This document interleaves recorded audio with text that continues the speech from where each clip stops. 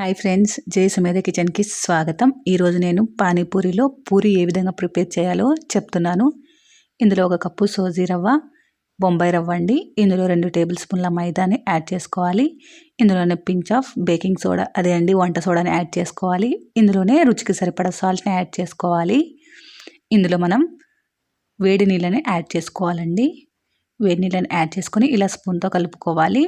చేయి పెడితే చేయి కాలుతుంది, అందుకనేసి స్పూన్తో మిక్స్ చేసుకోవాలి. ఈ విధంగా వాటర్ని యాడ్ చేసుకుంటూ చపాతీ ముద్దలాగా మిక్స్ చేసుకోవాలి.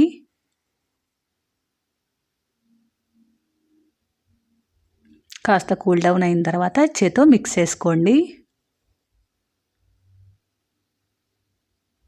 ఇలా ఈ విధంగా మిక్స్ చేసుకున్న తర్వాత ఇందులో ఒక 1 టేబుల్ స్పూన్ ఆయిల్ని కూడా యాడ్ చేసుకొని మళ్ళీ ఒకసారి బాగా నీట్ చేసుకోండి.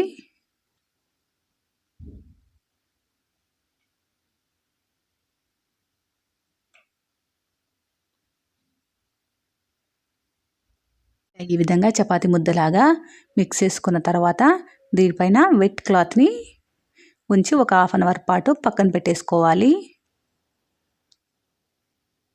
½ అన్ అవర్ తర్వాత మరి ఒకసారి నీట్ చేసుకోవాలి. ఇలా చేసుకున్న తర్వాత ఎన్ని ఈక్వల్ పార్ట్స్ అయితే అన్ని ఈక్వల్ పార్ట్స్గా డివైడ్ చేసుకోవాలి. ఇక్కడ నాకు 4 ఈక్వల్ పార్ట్స్ అయ్యాయండి. ఇందులో నేను ఒక పార్ట్ తీసుకుంటున్నాను. ఈవెన్గా చపాతీలాగా స్ప్రెడ్ చేసుకోవాలి. మరీ పల్చగా తిక్కుకోకూడదు, మరీ మందంగా కూడా తిక్కుకోకూడదండి.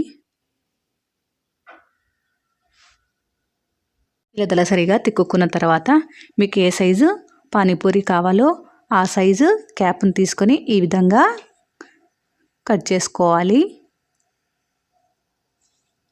కట్ చేసుకున్న తర్వాత ఎక్స్ట్రా పిండినంతా తీసేసి మనం కట్ చేసుకున్న రౌండ్స్ వరకు సపరేట్ చేసుకోవాలి. ఇలా చేయడం వల్ల పూరీలు రౌండ్గా వస్తాయి.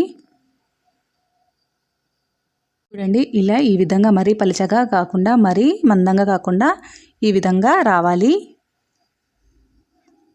ఇలా ప్రిపేర్ చేసుకున్న అన్నింటినీ ఒక ప్లేట్లోకి ట్రాన్స్ఫర్ చేసేసుకోవాలి. ఇప్పుడు పూరీలను ఫ్రై చేసుకోవడానికి ఆయిల్ని హీట్ చేసుకోవాలి. ఆయిల్ హీట్ అయిన తర్వాత ఒక్కొక్క పూరీని యాడ్ చేసుకుంటూ పొంగిన తర్వాత ఇంకొక పూరీని యాడ్ చేసుకోవాలి. ఒకేసారి అన్నీ యాడ్ చేసుకోకూడదండి. పూరీని యాడ్ చేసి ఇలా ప్రెస్ చేయడం వల్ల అది బాగా పొంగుతుంది. చూసారా ఎంత బాగా పొంగిందో. ఇప్పుడు ఇంకొక పూరీని కూడా యాడ్ చేసుకొని సేమ్ అలాగే చేసుకోవాలి.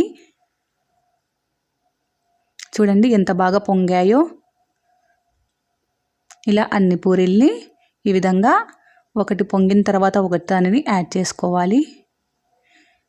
అలా ఇటు అటు తిప్పుకుంటూ బ్రౌన్ కలర్ వచ్చే వరకు, క్రిస్పీగా వచ్చే వరకు మనం ఫ్రై చేసుకోవాలి.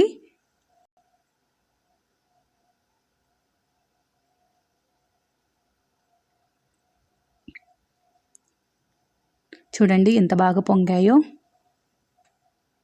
ఇలా గోల్డెన్ బ్రౌన్ వచ్చిన తర్వాత ప్లేట్లోకి ట్రాన్స్ఫర్ చేసుకోవాలి.